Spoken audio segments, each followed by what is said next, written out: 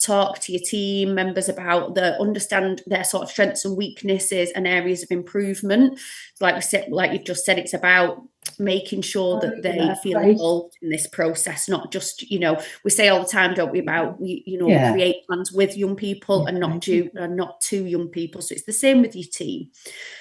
So then plan team building days and activities that can really help strengthen your bonds and your morale. Thinking about some of the things that have probably contributed to areas that they've decided that are, gaps in knowledge in your team. Encourage feedback, peer feedback, help team members learn and grow by praising each other, things that go well and suggesting ways that can improve. Monitoring progress for the whole progress of your team plan, like you say, not just it's got to be done annually, but not just doing it and leaving it there. So being flexible, making changes and adapting when you've got new team members that are joining. If you've got somebody left, really understanding and making sure that that's shared with them. And is there any areas that you need to think about for that particular member of staff? Celebrating your successes, recognising team members for their achievements in staff meetings. So if you're going to be bringing it in and discussing it and, sort of linking any areas of practice and development to the team plan and an area that maybe has been identified.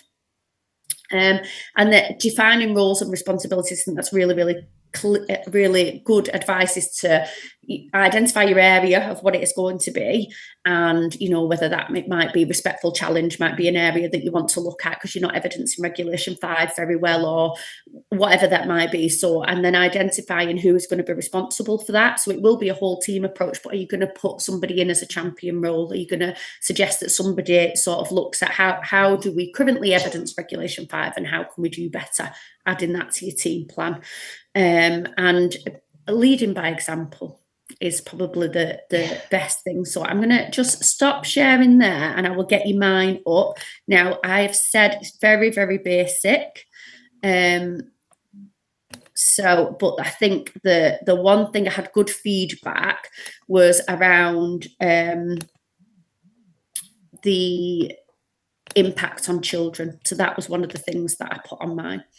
So can everybody see that? Yes, we can.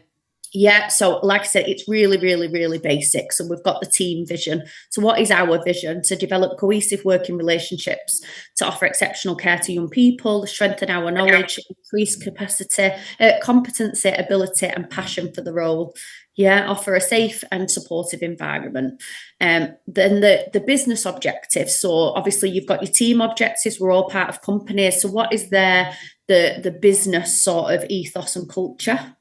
So ours is Parkwood their aim is to be the provider of choice for young people. So that's their aim. And then our overall team objectives, so managing performance, audits, quality, high service. So this was for opening our home in the beginning. So one of the things was having a robust induction process in place to ensure that staff members have an in-depth knowledge of their role, understand not only what we do, but why we do it. So that's the thing again about linking that to practice all of the time.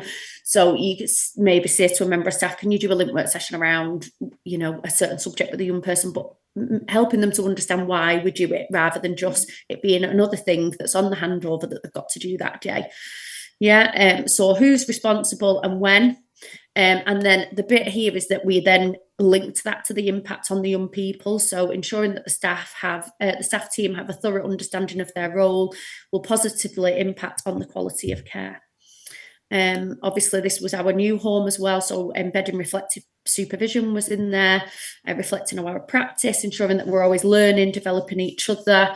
And the impact on the child, and again, the ability to reflect on our practice and critically analyse how we can do things differently or share what worked well will positively impact on the quality of care that are provided to the young people. And again, who's responsible and timescales. I think that, like I said, the linking it to the impact of what that is. So this is our area of development. What are we going to do about it? And the impact then on the children. I love the emotional intelligence. Good girl. I was jumping to that, Edna. That I was skipping a few. Obviously, I will, if anybody wants me to go back to an area, I will do. But emotional intelligence, I think it's something, obviously, myself and Edna are really, passionate about. So emotional intelligence is the key to both personal and professional success, basically.